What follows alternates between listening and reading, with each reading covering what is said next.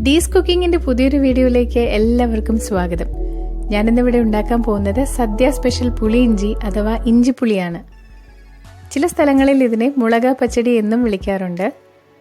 ഓണം വിഷു പോലുള്ള നല്ല വിശേഷങ്ങളൊക്കെ വരുമ്പോൾ നമ്മുടെ വീടുകളിൽ ആദ്യം തന്നെ ഉണ്ടാക്കി വെക്കുന്ന ഒരു വിഭവമാണ് പുളി ഇഞ്ചി. അതുപോലെ സദ്യയ്ക്കും ആദ്യം തന്നെ വിളമ്പുന്ന ഒരു വിഭവം കൂടിയാണ് പുളി ഇഞ്ചി. പല സ്ഥലങ്ങളിലും ഇത് പല തരത്തിലാണ് ഉണ്ടാക്കുന്നത്. അപ്പോൾ നമുക്ക് നോക്കാം ഇതെങ്ങനെ ഉണ്ടാക്കാമെന്ന്.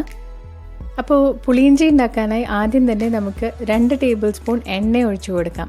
ഞാനിവിടെ 2 ടേബിൾ സ്പൂൺ നല്ലെണ്ണയാണ് ഒഴിച്ചു കൊടുക്കുന്നത്.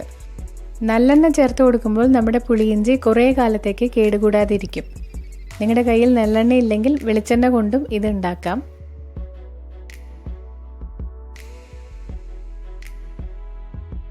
അപ്പോൾ ഒഴിച്ചു കൊടുത്ത എണ്ണയൊക്കെ നല്ലോണം ചൂടായിട്ടുണ്ട്. ഇതിലേക്ക് 1 ടീസ്പൂൺ കടുക് ഇട്ട് കൊടുത്ത് പൊട്ടിയതിന് ശേഷം 1/4 ടീസ്പൂൺ അളവിന് നമുക്ക് ഉലുവ ചേർത്ത് കൊടുക്കാം. ഉലുവ അധികം വേണ്ട, ഒരു കയ്പ്പരസം വരും. അതുകൊണ്ടാണ് ഒരു 3 വറ്റൽമുളക് ചെറുതായി കട്ട് ചെയ്തിട്ട് ഇട്ട് കൊടുക്കാം. 1/2 ടീസ്പൂൺ അളവിന് കടലപ്പരിപ്പ് ഇട്ട് കൊടുക്കാം. അതുപോലെ തന്നെ ചെറുതായി കട്ട് ചെയ്ത കറിവേപ്പിലയും കൂടി ചേർത്ത് നല്ലോണം ഒന്ന് വഴറ്റിയെടുക്കാം.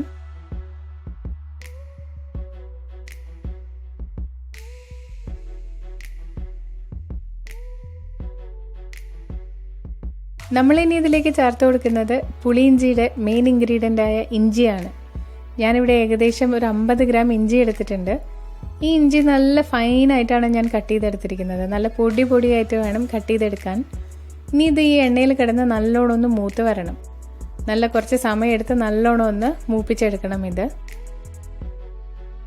അപ്പോൾ ഇഞ്ചിയൊക്കെ നല്ലോണം വഴറ്റിയെടുത്തിട്ടുണ്ട്. അപ്പോൾ കണ്ടാൽ തന്നെ അറിയാം നല്ലോണം കളറൊക്കെ ചേഞ്ചായി നല്ല ഫ്രൈ ആയി കിട്ടിയിട്ടുണ്ട്. ഇനി ഈ സമയത്ത് നമുക്കിതിലേക്ക് ഒരു 3 പച്ചമുളക് ചെറുതായി കട്ട് ചെയ്തത് ചേർത്ത് കൊടുക്കാം.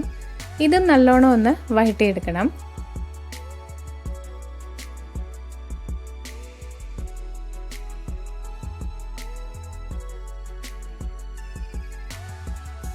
അപ്പം നമ്മുടെ അടുത്ത മെയിൻ ഇൻഗ്രീഡിയൻറ്റ് ഒഴിച്ചു കൊടുക്കാനുള്ള സമയമായി. അത് മറ്റൊന്നുമല്ല, പുളിയാണ്.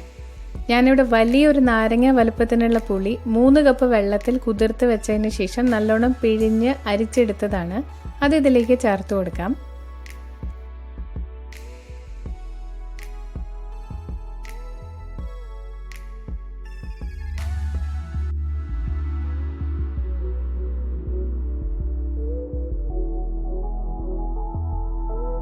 ഈ പുളിവെള്ളത്തിലേക്ക് 1/4 ടീസ്പൂൺ മഞ്ഞൾപ്പൊടിയും 1/2 ടീസ്പൂൺ നല്ല എരിവുള്ള മുളക് പൊടിയും അതുപോലെ തന്നെ പുളിയിഞ്ചിക്ക് ആവശ്യമായിട്ടുള്ള ഉപ്പും കൂടി ചേർത്ത് നല്ലോണം ഇളക്കി കൊടുക്കാം. ഇനി ഇത് നല്ലോണം ഒന്ന് തിളക്കട്ടെ. നല്ലോണം പുളിയൊക്കെ തിളച്ച് വെന്ത് വരണം. അതുപോലെ തന്നെ നമ്മൾ നേരത്തെ ചേർത്ത് കൊടുത്ത ഇഞ്ചിയും പച്ചമുളകൊക്കെ ഇതിൽ കിടന്ന് നല്ലോണം ഒന്ന് വെന്ത് വരണം. അപ്പോൾ ഇത് തിളക്കട്ടെ. പുളിയിഞ്ചി ശരിക്കും കറുത്താണ് ഇരിക്കേണ്ടത്. പക്ഷെ നമ്മളെടുക്കുന്ന പുളി അധികം പഴക്കമില്ലാത്തതും അതുപോലെ ശർക്കര അധികം കറുത്തതുമല്ലെങ്കിൽ ചെറിയൊരു ബ്രൗണിഷ് ഷെയ്ഡിലാണ് നമുക്ക് പുളിയിഞ്ചി കിട്ടുക. പക്ഷെ എന്നാലും പുളിയിഞ്ചിക്ക് നല്ല ടേസ്റ്റ് തന്നെ ആയിരിക്കും. അപ്പോൾ പുളിവെള്ളം നല്ലപോലെ തിളച്ച് നല്ലോണം ഒന്ന് വറ്റി വന്നിട്ടുണ്ട്. ഇനി ഈ സമയത്ത് നമുക്കിതിലേക്ക് ശർക്കര ചേർത്ത് കൊടുക്കാം. ഞാനിവിടെ 3 അച്ച് ശർക്കരയാണ് ചേർത്ത് കൊടുക്കുന്നത്. ഈ ശർക്കരയിൽ കരടൊന്നും ഉണ്ടായിരുന്നില്ല, നല്ല ശർക്കരയായിരുന്നു. അതുകൊണ്ടാണ് ഞാനിതിലേക്ക് ഡയറക്റ്റായിട്ട് ഇട്ട് കൊടുത്തത്. നിങ്ങളെടുക്കുന്ന ശർക്കരയിൽ കരടുണ്ടെങ്കിൽ ഒന്ന് പാവ് കാച്ചിയതിന് ശേഷം അരിച്ചൊഴിക്കുന്നതായിരിക്കും നല്ലത്. ഇനി ഈ ശർക്കര ഇതിൽ കിടന്ന് നല്ലോണം ഒന്ന് തിളച്ച് കുറുകി വരണം. പുളിയിഞ്ചിക്ക് എപ്പോഴും പുളിയേക്കാളും മധുരം മുന്നിട്ട് നിൽക്കുമ്പോഴായിരിക്കും കൂടുതൽ ടേസ്റ്റ്.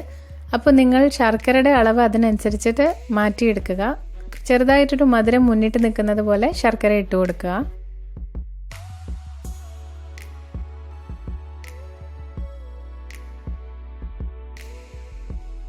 അപ്പം നമ്മുടെ പുളിയിഞ്ചി ഇവിടെ നല്ലോണം തിളച്ച് കുറുകി നല്ലോണം ഒന്ന് വറ്റി വന്നിട്ടുണ്ട്. ഇനി ഈ സമയത്ത് നമ്മൾക്കിതിൻ്റെ ലാസ്റ്റ് ഇൻഗ്രീഡിയൻറ്റ് ചേർത്ത് കൊടുക്കാം. അത് മറ്റൊന്നുമല്ല, കുറച്ച് എള്ളാണ്. ഒരു പാൻ വെച്ച് ചൂടാകുമ്പോൾ അതിലേക്ക് 1 ടീസ്പൂൺ കറുത്ത എള്ള് ചേർത്ത് കൊടുക്കാം. ഇത് ജസ്റ്റ് ഒന്ന് ഡ്രൈ റോസ്റ്റ് ചെയ്തെടുക്കണം. എന്നിട്ട് ഇത് മിക്സിയിലിട്ട് ജസ്റ്റ് ഒന്ന് ക്രഷ് ചെയ്തെടുക്കണം.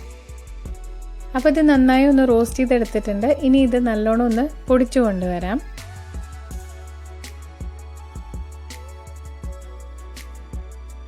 അപ്പോൾ വറുത്ത് പൊടിച്ച എള്ള് ഏകദേശം 1 ടീസ്പൂൺ ഈ പുളിയിഞ്ചിയിലേക്ക് നമുക്ക് ചേർത്ത് കൊടുക്കാം. എന്നിട്ട് നല്ലോണം ഒന്ന് ഇളക്കി കൊടുക്കാം. ഈ എള്ള് ചേർത്ത് കൊടുക്കുമ്പോൾ നമ്മുടെ പുളിയിഞ്ചിക്ക് നല്ലൊരു ടേസ്റ്റും നല്ലൊരു മണവും ഫ്ലേവറും ഒക്കെ കിട്ടും. അപ്പോൾ എള്ളും കൂടി ചേർത്ത് നല്ലോണം ഒന്ന് ഇളക്കി യോജിപ്പിച്ചാൽ നമ്മുടെ നാടൻ പുളിയിഞ്ചി റെഡി. ഇപ്പം ഞാൻ നേരത്തെ പറഞ്ഞതുപോലെ പല സ്ഥലങ്ങളിൽ പല രീതിയിലാണ് പുളിയിഞ്ചി ഉണ്ടാക്കിയെടുക്കുന്നത്. ഈ രീതിയിലൊന്ന് ട്രൈ ചെയ്ത് നോക്കൂ, നിങ്ങൾക്ക് എന്തായാലും ഇഷ്ടമാവും. അപ്പോൾ ഇന്നത്തെ ഈ വീഡിയോ എല്ലാവർക്കും ഇഷ്ടമായെന്ന് കരുതുന്നു. ഇഷ്ടപ്പെട്ടാൽ ലൈക്ക് ചെയ്യാനും ഷെയർ ചെയ്യാനും മറക്കരുത്. അതുപോലെ സബ്സ്ക്രൈബ് ചെയ്യാത്തവരുണ്ടെങ്കിൽ ഈ ചാനൽ സബ്സ്ക്രൈബ് ചെയ്യാനും മറക്കരുത്. പുതിയൊരു വീഡിയോവുമായി വീണ്ടും കാണാം. Thanks for watching Dee's cooking.